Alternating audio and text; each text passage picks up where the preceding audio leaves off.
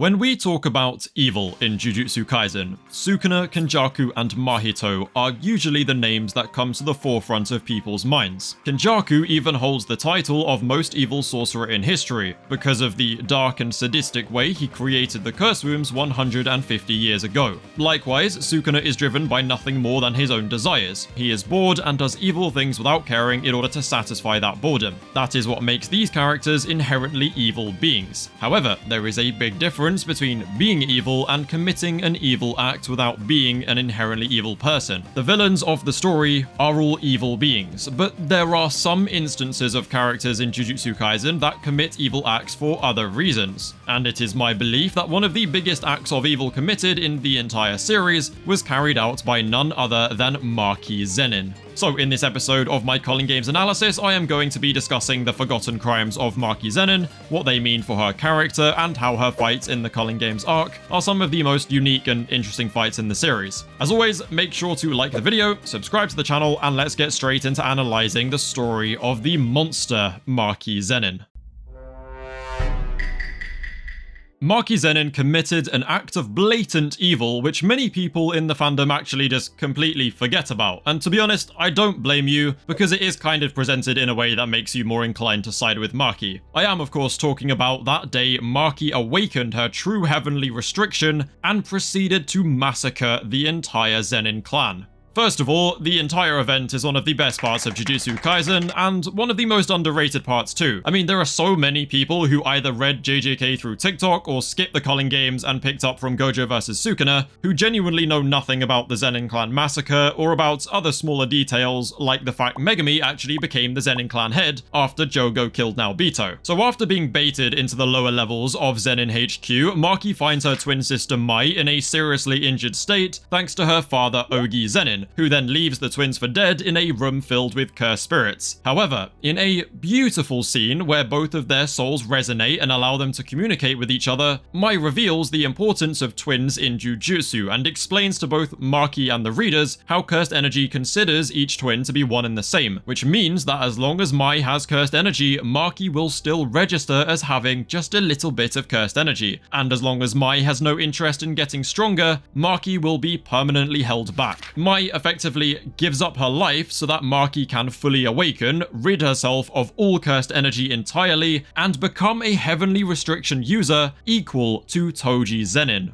She also utilized a binding vow where she exchanged her life for the ability to construct the special grade curse tool Soul Split Katana, which she left with her sister alongside a final message: destroy everything. Bear in mind that Maki and Mai's hatred for the Zenin clan and their cruel ways existed and festered within them long before this moment, and Maki had always made it her mission to take control of the Zenin clan. She lacked the power to actually do it right until now though. Even when Yuta jokingly offered to help her, she said that she wanted to do it alone or it would be meaningless. To rise up the ranks and eradicate one of Jujutsu Society's most powerful sorcerer families ever, and doing so all alone, was simply just an impossible task. But thanks to her father's actions and the death of her sister Mai, Maki soon found that a once impossible task had become a whole lot more realistic. She already had the motive before, but after witnessing her twin sister die right in front of her due to her father's direct actions, Maki found herself overwhelmed with rage and a newfound strength. And so just moments after exiting the room,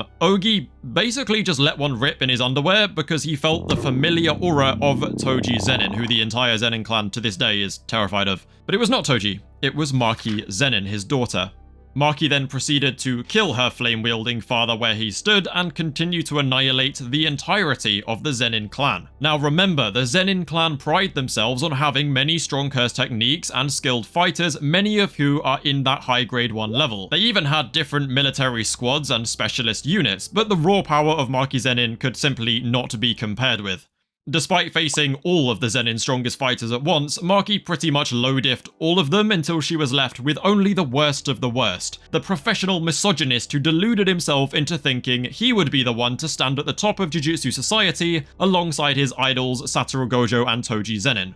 A delusion which Maki swiftly put an end to by showing Naoya the insane difference in their strength before Maki's mother finished the job by placing a knife deep in his back, and declaring for the very first time that she was actually glad Maki had been born. Yeah, that one chapter alone is definitely enough to make you understand exactly why Maki did what she did, even if it did involve cutting down her own mother. Across the short collection of chapters covering the Zenin massacre though, we only see Maki actually cut down grown-ass men who are sent out to fight her. We see the sorcery fights and the sorcery fights only, so it's pretty easy to make the assumption that she just beat everyone who fought back and then called it a day. But in reality, that is just not what happened. What many people fail to realize is that Maki did not only kill the combatants, she slaughtered absolutely every single member of the entire clan over the course of multiple days until only herself and Megami Fushiguro remained. And we know this because at the very end of the massacre, the narrator states that all clan members not present that day would die violent deaths in the days to follow. The key phrase here is, of course, all Zenin clan members, which means she killed absolutely everybody who was part of the clan, not just the military units. For starters, we know that Zenin HQ is massive, with many servants and other non-combatants like Maki's mother living in the facility. She would have killed all of these people too. I mean, sure, some of them may be scum like her mother, but they are still products of their environment who have their own trauma and history with abuse. I'm not saying they deserve to be put to death. And another way we know she killed these people is that we actually see Maki's mother in the kitchen, and the kitchen is drenched in blood. Now, I don't know if you know anything about the Zenin clan, but there is definitely no men in that kitchen, so she did just go in there and slaughter everybody. The absolute darkest part about all of this, though, is that they were almost definitely innocent children there who were no different to Maki and Mai. It is not their fault they were born into that clan, they would just be innocent victims of the Zenin clan's abuse that were mercilessly cut down by Maki's rage-fueled rampage. Sure, there is no direct confirmation of this, but it is very strongly implied, and there is absolutely no reason to believe she left any survivors. Killing all of the Zenin's fighters and abusers would technically still be a crime, but is it one that would justify me labeling her as evil for doing? Not really, because they definitely had it coming, and her motivation is probably the best you can get, let's be real. However, when you realize that Momo refers to Maki as a monster from that point on, with pure terror in her eyes, it is because Momo knows that she mercilessly cut down children and lowly servants. The crime suddenly looks a lot more evil than you would initially think it does when you consider that possibility, you know? And that is what goes very overlooked when it comes to Maki Zenin. She is not an evil person, but rather someone traumatized by her upbringing and her sister's death, who became blinded by rage and revenge, which led to her committing a truly evil act that I do believe is comparable to things Sukuna has done in the series. I don't think this act is that much worse than what we've actually seen the likes of Sukuna do. The only difference is that Sukuna has no motive and is inherently evil, whereas Maki isn't. When rereading the events of the Zenin massacre for this video, I actually stumbled across a quote from one of the chapters which sums up Maki very well. When fighting Maki, Ranta Zenin's internal dialogue tells us this: "The current Zenin clan exists because of Master Toji's whim." That quote really stuck with me because I realized it meant the Zenin clan was always aware of the fact that Toji possessed the strength to take them down single-handedly. They were only allowed to actually continue existing because of Toji's whim, literally. Meaning they were lucky that Toji moved on and did his own thing without bearing any resentment for the clan that rejected him the same way it rejected Maki. This is meant to show us two important things. One, Maki has now got the physical prowess equal to Toji, which makes taking down the Zenin clan a piece of cake. And two, Maki is not Toji Zenin. They may have the same abilities, but they are not the same person, not even close. I'm very glad Gege attempted to make this clear distinction, but with anime fans being anime fans, they naturally treated Maki as if she was just Toji 2.0 and nothing more. In reality though, she was the exact opposite of Toji. Toji had every reason to harbour as much hate for the Zenin as Maki, but he never had any interest in exacting revenge. He held no grudge and just wanted to live his own life on his own terms, which is something said by himself as he's about to be killed by Gojo. Maki, on the other hand, was not as forgiving as Toji. Revenge is all that was on her mind, and she became exactly what the Zenin clan feared Toji would one day become. Which is something I find very symbolic, because the fact the Zenin were well aware of the fact Toji could turn on them actually indicates they were also aware of the potential consequences of their twisted and abusive actions. And yet the cycle of curses and violence continues to repeat itself, because even after realizing this about Toji, they continued the abuse abuse of those they deemed lesser than themselves, which is ultimately what led to their actions finally catching up to them in the form of Maki Zenin's revenge-driven massacre. I'm sure some people will have different interpretations or disagree with mine, which is completely fine. This is just how I see it. While fighting human Naoya, Maki got a little bit too excited and punched him in the face so hard it literally left an imprint of her fist on his cheek, which is like, wow, damn, I wish Yuki would do that to me. Anyway, let's be honest, this was definitely deserved. Like, the dude is the most misogynistic and egotistical prick in recent shonen. It honestly felt very satisfying seeing him get bodied and then stabbed in the back by Maki's mother. The problem here is that Maki should have finished him off with her cursed tool, because what happens when a sorcerer dies from something other than cursed energy? That's right, they turn into a vengeful cursed spirit many times stronger than the original sorcerer. Naoya went from a decent grade 1 Chozo victim to a special grade cursed spirit that people often consider to be top 15 in the verse, and above most of the disaster curses, which, let's be real, I think he definitely is. Many days later, Maki met up with Noritoshi Kamo, who has actually become a half-decent guy ever since Kenjaku took over the Kamo clan, using some unexplained tomfoolery technique from the Heian era, which meant Kamo's entire goal of becoming clan head kind of went flying out the window. He now basically considers himself a complete failure of a son who couldn't make the Kamo clan a safe place for his mum, and now he's out here avoiding his problems by shooting blood arrows at very questionable-looking curses. But unlike Maki, Kamo's mother is very much alive, and all she really wants is for him to come back to her and leave the clan behind. And so, after moping around feeling sorry for himself in Sakurajima colony, it seems he does eventually realize this, and that's why it makes perfect sense for him to call it quits and go home instead of fighting in the Sukuna raid. Honestly, he might have the happiest ending in the whole series, so good for him. Anyway, Naoya turned into a cursed womb and was so hateful that he even managed to retain his personality and memories after becoming a vengeful spirit. His first order of business was of course to slam Maki into a wall while completely perception blitzing Kamo in the process. Yeah, I'm gonna be real, Kamo is kind of an anomaly in this fight because one minute he's being literally perception blitzed by Curse Womb Naoya, and the next he's blocking a point-blank attack from a charged up Mark III Naoya. I don't know, it's kind of just weird. Naturally though, Maki shrugs this attack off, but then kind of just gets bullied for the next few pages. That is until Kamo and Maki beat the womb up a bit, causing it to transform into its actual cursed form, which is... oh, yep, that is a literal floating female genitalia. Cool. I mean, of course Gege decided to make the misogynistic sorcerer who is obsessed with muscly men into a literal you-know-what. He even decided to make his official colour pink. Like, come on, how much more obvious do you need to make it? And yes, Naoya is canonically obsessed with standing at the top with Toji and Gojo, who are very muscular men. So I think you will find that all of my statements are completely true and valid. Naoya still seems obsessed with the idea of standing at the top alongside those two, and he wants to prove that by defeating Maki, who has supposedly become an equal to Toji. I say supposedly though because something is still missing, and she realizes this too after a little while of being beaten up by Naoya. There were things that Toji could see that she couldn't see, and things that he could do that she couldn't do. She just needed to figure out what those were, and until she did, Naoya was just going to keep on besting her with his superior Mark III speed.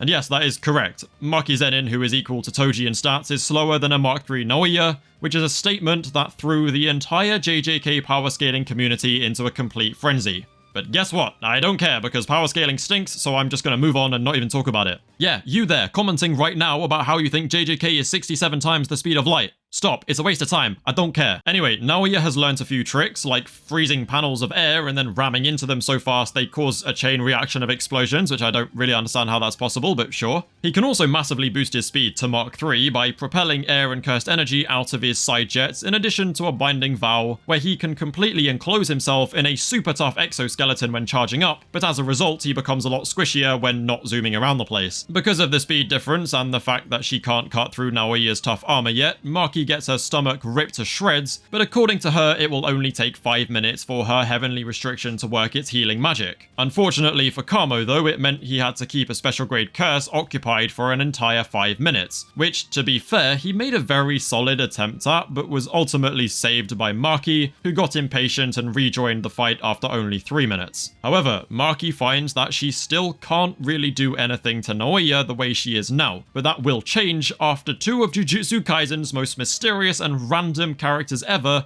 decide to join the battle. I am of course talking about katana-obsessed Daido and the sumo-obsessed Mio. To be completely honest, Daido and Mio kind of frustrate me a little bit because their appearance in the fight at this exact moment is perhaps one of the most convenient and weirdly coincidental things to ever happen in Jujutsu Kaisen. Like, are you really trying to tell me that a blind swordsman with no control over cursed energy just so happens to see and sense everything the same way Toji did, and also just so happens to be one of the reincarnated sorcerers in the same colony as the newly awakened heavenly restriction user who needs to learn this exact ability in order to beat her opponent? And are you really telling me a crazy sumo-obsessed sorcerer just so happens to find them at exactly the same time, who not only understands just how the ability works, but he can also teach the principles of it to Maki over a long period of time because he just so happens to have a simple domain where time moves 1,000 times faster inside of it? Okay, whatever. That makes absolutely no damn sense. I don't know how people say there are arse-pools with Sukuna making binding vows when this literally exists. Yeah, that pretty much sums up what happens though. I don't want to go any deeper into it, because truth be told, there really isn't anything particularly deep behind the mysterious Katana Man and the ADHD-riddled sumo dude. What is very, very cool about this interaction though is the artwork and the way that Gege actually chooses to explain this precognition-like ability. As Daido explains, by seeing and sensing everything around you, you can also see what you can't see. Okay, I realize I explained that horribly. Let me try again. By seeing and sensing absolutely everything possible, you will naturally notice when there is something missing that you can't physically see because of how that thing changes the things you can see. Okay, that doesn't really make much sense either. One more try, alright? Give me one more go. She's got spider sense. There, does it make sense now? Good. She can use this special Zenin sense to work out where Naoya is going to be before he even gets there and react to his movements accordingly, which is kind of why some people call it precognition. This obviously pisses Naoya off to no end, because even though he is still faster than Maki, she can actually dodge and land attacks of her own now. Before she starts kicking Naoya's ass with this newfound ability though, we get some incredible panels, including a double spread of the moment Maki finally understands what Daido and Mio have been trying to teach her. It's an ability born from the user finding what they call freedom. You see, after awakening her strength on par with Toji, she was able to finally see curses, which made her quite content with just being like everyone else. But by allowing herself to unwind and find freedom, she came to the realization that she could see so much more than everyone else. Which is kind of where Maki's Gojo-related themes come into play. For the entire fight, Naoya has had an obsession with standing at the top with Toji and Gojo, but at the end of this fight, it is Maki who ends up standing with them because she became a true equal to Toji after realizing the extent of her abilities. No, this does not mean that Maki or Toji are as strong as Gojo. It is a writing and character-related theme revolving around their strength and experience of being at the top. The theme does not require them to be equal to Gojo in order for it to work, so relax yourself. What makes this idea really neat though is that Toji and Gojo, who Naoya considers the top dogs of recent Jujutsu times, both possess the ability to see more than your normal sorcerer. Gojo and his 6 eyes perceive every little detail about a person and can even reveal things like how their technique works and details about their cursed energy, whereas Toji has his enhanced senses and precognition, which allows him to see everything down to disturbances in air temperature, humidity, and stuff like that which you can't normally see. Their physical perception of the world being different to everyone else's is meant to symbolize how their figurative perception of the world also differs from everyone else's, and as a result it becomes difficult for others to truly understand them, which is also why Gege implied that the only one who could understand Toji was actually Gojo himself. Naoya thought that he belonged at the top with these two, but as a result of his actions, Maki awakened her enhanced perception ability and took his place. Maki awakening this ability of enhanced perception is basically meant to symbolize her taking a step closer to Gojo and finding her place in his dream moving forward. I actually think the lack of interactions between Gojo and Maki after she became an equal to Toji is one of the bigger letdowns of the series, because there was so much potential there for some really cool stuff and we just never got to see it. Again, I'm not saying that Maki is as strong as Gojo or will ever be as strong as Gojo, because that's silly. It's just that Maki's own unique way of understanding Gojo differs from Yuji and Yuta's, as I've discussed many times in previous videos. At least that's how I interpret this part of the story. It's completely cool if you disagree or don't want to look this stupidly far into it, but I quite like it.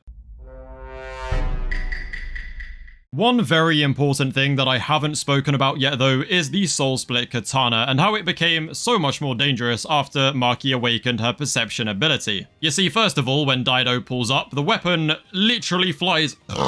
Jesus Christ. Okay, the first thing I want to mention is that when Daido pulls up to the fight, the weapon literally flies out of Maki's hand and into Daido's, which I never realized quite how hilariously funny this is until I actually read it in this fight. It's just so goofy to see the sword literally kind of fly out of Maki's hand and into this blind old man. So it's weird. Apparently, it's because the sword chooses the wielder and it chose Daido. Why? Well, it's because the super perception ability Daido, Maki, and Toji use also allows them to perceive the souls of living creatures and inanimate objects. And a key detail about the Soul Split Katana that everybody forgets is that it only works properly if the user can perceive the soul. Before awakening her super senses, Maki's sword strikes were not enough to fully pierce Naoya's armor, but after awakening this ability and truly becoming equal to Toji, she became capable of slicing through absolutely anything like butter. With the sole exception of Satoru Gojo, of course. And then we fast forward a bit to Naoya freaking out over Maki getting so insanely strong and expanding his newly acquired domain expansion for the very first time. It's a very broken domain that literally tears you apart cell by cell if you don't follow the 24 FPS rule, which is pretty much impossible. It turns out Naoya didn't read the series though, because he did not know that Maki and Toji are completely immune to a domain's sure hit, because domains cannot detect things with no cursed energy. So she waltzed right in there, sliced him in half, and got on with her day. Also, before you all go, oh, actually, Gojo's domain works on people with no cursed energy because the people in Shibuya got hit. For the love of God, I beg, just go read the series, man. Normal people do have cursed energy. Like the muggles of the world, they do have cursed energy, alright? Just not a lot of it. Maki and Toji are special cases because they have absolutely zero, nothing, literally the same amount as a brick. Anyway, that is the end of my analysis video for Maki Zenin's story throughout the Culling Games, for now at least. Which of course means we are finally going to be moving on to the highly anticipated Yuki vs Kenjaku fight. So as always, make sure to like the video, subscribe to the channel, check out the membership options for special perks. Thank you guys for watching, and I will see you next time.